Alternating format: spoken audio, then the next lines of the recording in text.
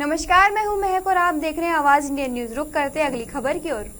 उत्तर प्रदेश में आगामी 2022 के चुनाव को लेकर समस्त पार्टियों अपने संगठन को मजबूत बनाने के लिए तरह तरह की कोशिशें करते हुए नजर आ रहे हैं, तो वही सदस्यता भी ग्रहण भी करते हुए दिखाई दे रहे हैं। ऐसे में बीजेपी सरकार भी किसी पार्टी से पीछे नहीं है, जो महापुरुषों को भी लोगों के बीच में जाकर याद करने से नहीं चूकते। तो वही समाजवादी पार्टी के कार्यकर्ता ने पूरे प्रदेश की तरह जनपद मैनपुरी में भी लौह पुरुष सरदार वल्लभ भाई पटेल का 146वीं जन्म शताब्दी बड़े हर्षोल्लास एवं धूमधाम से एकता दिवस के रूप में हजारों की संख्या में एकजुट होकर मनाया। इस अवसर पर शिरकत करने पहुंचे पूर्व सांसद तेज प्रताप यादव ने कहा कि सरदार वल्लभ भाई पटेल ने आरएसएस का कड़ा विरोध किया था। समाजवादी पार्टी सभी महापुरुषों को मनाने वाली पार्टी है। हर वर्ष की भांति इस वर्ष भी सरदार वल्लभ भाई पटेल को मनाया गया। इस अवसर पर सांसद तेज प्रताप यादव ने मीडिया से रूबरू होते हुए कहा कि देश से में सरदार वल्लभ भाई पटेल इकलौते लौह पुरुष थे, जिनका आज़ादी की लड़ाई में बहुत बड़ा योगदान रहा और लौह पुरुष की उपाधि दी गई। बीजेपी जहां सरदार वल्लभ भाई पटेल के नाम पर ढकोसलाबाजी कर रही है, जबकि तत्कालीन गृह मंत्री रहते हुए भी सरदार पटेल ने आरएसएस को बैन किया था, साथ ही आतंकवादी संगठन की भी संज्ञा दी थी। न वे कभी बीजेपी में जो तत्कालीन जनसंघ थी, उस पक्ष में 2 दिन पहले हमारे देश के गृह मंत्री ने कहा था कि दूरबीन लगा के अपराधी उत्तर प्रदेश में नहीं मिलेंगे, लेकिन उन्हीं के बगल में ही अपराधी खड़ा हुआ था, जो कि गृह मंत्री है। पूरे देश ने देखा कि सत्ता के नशे में गृह मंत्री के बेटे ने किसानों को कुचलकर हत्या की। कई दिन के बाद गिरफ्तारी हुई। बेशर्मी इस हद तक ना ही इस्तीफा दिया और ना ही बीजेपी की शीर्ष कमान ने कोई इस्तीफा मांगा।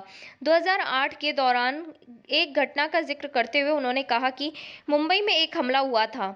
उस समय गृह मंत्री थे शिवराज सिंह पाटिल। उनका इस्तीफा ले लिया गया था। एक दिन में उन्होंने 3 बार कपड़े बदले थे। आज पूर्व लौह पुरुष सरदार वल्लभ भाई पटेल की 146वीं जयंती मनाई जा रही है। क्या लगता है कि आज़ादी के समय जब ये पार्टियां भुना रही हैं, इस समय वोट बैंक की राजनीति कहीं इस हद तक नहीं हो गई कि हमारे पुरुषों को ही दरकिनार करके एक सिर्फ राजनीति को एजेंडे में लाया जा रहा है? क्या कहना चाह रही है बीजेपी? देखिए, आज़ादी की लड़ाई में एक बहुत बड़ा योगदान सरदार पटेल का रहा और लौह पुरुष की जो उपाधि उनको दी गई। एक लौते व्यक्ति देश में ऐसे हैं जिनको लौह पुरुष कहा गया और उसकी वजह ये थी कि उनका जो समर्पण था, उनका त्याग था, जो दृढ़ता उनकी थी और पूरे देश को एकजुट करने का जो उन्होंने काम किया। ऐसे समय में जब 50 रियासतें थीं इस देश में और अलग अलग आज़ादी की मांग हो रही थी, उन सबको एक सूत्र में पिरोने का उन्होंने काम किया। तो निश्चित तौर पे बहुत बड़े लीडर और बहुत बड़े फ्रीडम फाइटर रहे, देश के पहले गृह मंत्री रहे।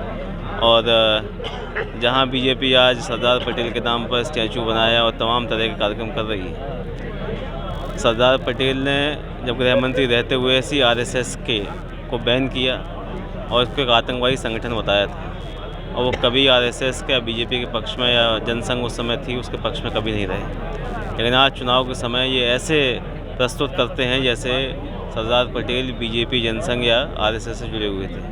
तो पूरा देश इस बात को जानता है कि आरएसएस को बैन करने का निर्णय किसी ने लिया था, सरदार पटेल ने लिया था। और समाजवादी पार्टी सभी महापुरुषों की, चाहे वो किसी पार्टी के रहे हों, चाहे वो कांग्रेस के रहे हों, गांधी जी से लेकर तमाम लोगों को हमेशा उनके पुण्यतिथि मनाती रही, उनके कार्यक्रम हम लोगों ने किए और एक कोशिश की कि उनसे प्रेरणा लेकर उनके जीवन से और समाजवादी विचारधारा से जो लोग जुड़े हुए हैं उनको जोड़कर समाज के लिए और देश के लिए अच्छा काम करें। क्या लगता है ये लगातार जो एजेंडा एक नया तैयार करके निकल के आते हैं, ये अब भ्रमित करने की कोशिश कर रहे हैं या सिर्फ एजेंडा बदल के अपनी हमारी राजनीति चलती रहे, यह उनका उद्देश्य है? देखिए, गृह मंत्री इस देश के अभी लखनऊ आए थे 2 दिन पहले और दूरबीन लगा के देख रहे थे अपराधी को और उनके बगल में अपराधी खड़ा हुआ था जो उन्हीं का गृह राज्य मंत्री है, उनका राज्य मंत्री है। पूरे देश ने देखा कि किस तरह गृह राज्य मंत्री के बेटे ने सत्ता के नशे में किसानों के ऊपर गाड़ी चढ़ा दी।